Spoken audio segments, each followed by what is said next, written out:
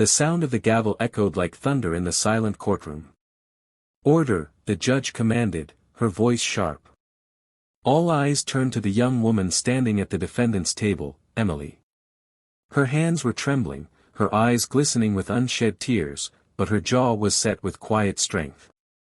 Across from her, seated with a wall of lawyers and a smirk that could freeze the room, was Charles Whitmore, the millionaire who had once trusted her with his only child, and was now determined to destroy her life.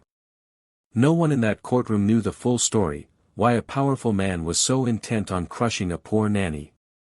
No one except Emily. She carried a secret, a truth so painful it had haunted her for weeks. And as she took a shaky breath, she realized this wasn't just about defending herself, it was about protecting the two little souls who depended on her for everything. Her twins. Emily hadn't chosen this battle. For years, she had lived quietly, juggling two jobs, waitressing at night and working as a nanny during the day, just to keep a roof over her twins' heads. She never complained, never asked for favors. Life had hardened her, but it hadn't taken her kindness. When Charles Whitmore had hired her to care for his daughter, Emma, it had felt like a blessing. A steady paycheck. A chance to give Lily and Noah, the twins, something more than leftovers and second-hand clothes. But blessings sometimes turn into storms. Charles, a widower and a ruthless businessman, was quick to see flaws in everyone except himself. When a small accident occurred, Emma fell while playing in the park, scraping her knee. Charles's pride turned into fury. He blamed Emily, accused her of negligence, and filed a lawsuit so large it could crush her completely.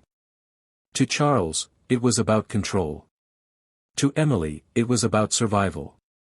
The courtroom was cold, its marble floors echoing with each step. Charles's lawyers lined up like soldiers, their suits sharp, their voices sharper. They painted Emily as careless, irresponsible, and unworthy of trust. Each word felt like a dagger. Emily had no lawyer, no polished defense. She stood alone. "Miss Carter," the lead attorney sneered, "isn't it true that you left the child unattended?" Emily's voice wavered, but she stood firm. "I was right beside her. Children fall. They scrape their knees. But I never left her.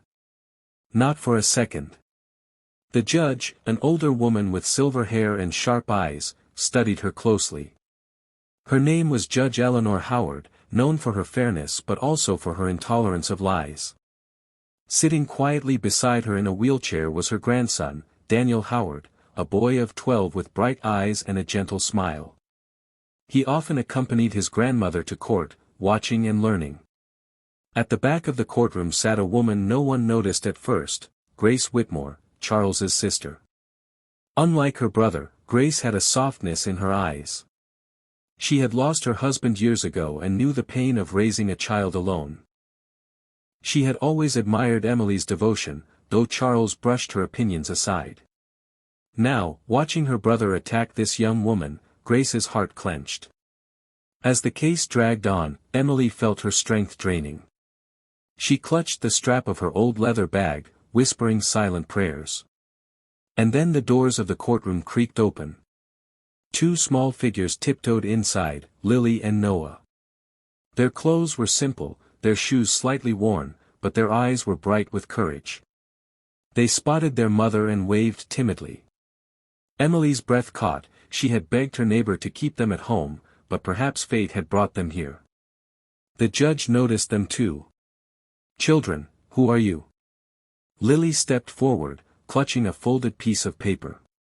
"We're her kids," she said softly, pointing to Emily. "We came because she's not bad. She's our mommy.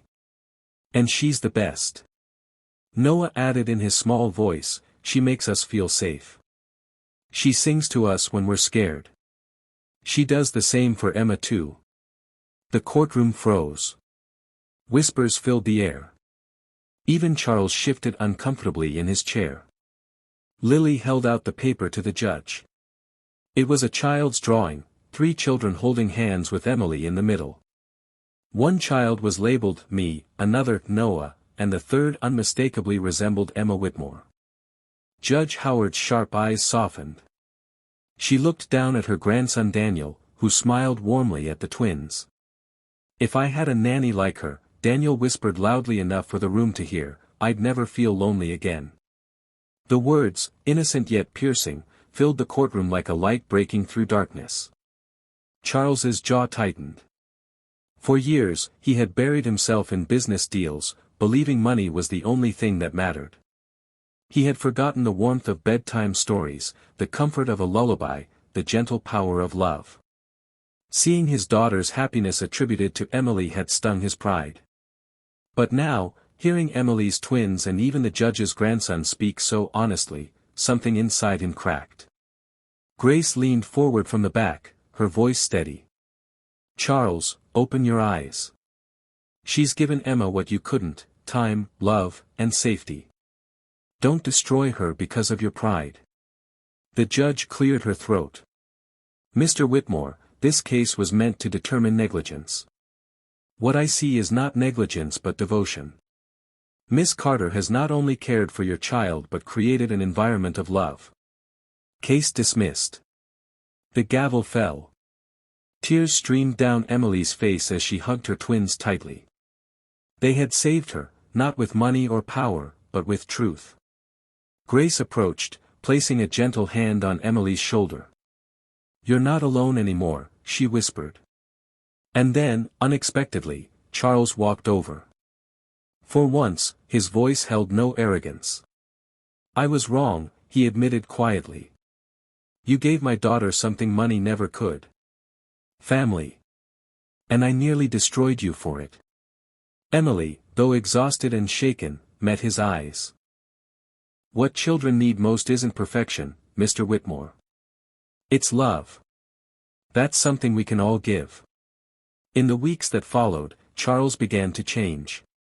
He rehired Emily, not as a mere nanny but as someone he trusted with what mattered most, his family. He offered to help her twins with schooling and opportunities, ensuring they had a brighter future. But more than material support, Charles himself softened. He spent evenings with his daughter, learning to read bedtime stories again. He allowed Grace's wisdom to guide him, and he formed a bond with Emily's twins, something he never thought he was capable of. Judge Howard, touched by the case, often invited Emily's twins to spend time with Daniel. The children became friends, teaching him that even in a wheelchair, he could laugh, play, and feel included. One evening, months later, Charles hosted a small dinner, not a lavish party, but a simple gathering. Emily, Lily, Noah, Grace, and Emma all sat together at the same table. For the first time in years, Charles looked around and saw something he had been missing: family. Emma leaned against Emily, giggling. Lily and Noah laughed with Daniel, sharing stories. Grace smiled knowingly. And Charles whispered to himself, this is wealth. Emily had walked into that courtroom fearing her life was over. But her children's innocence and courage had not only saved her, they had transformed a man hardened by pride. The millionaire had taken the nanny to court, but her twins had brought him down, not with power, not with money, but with love so pure it could melt the coldest heart. True strength isn't found in wealth or power. It's found in kindness, in love, and in the courage to stand for what's right.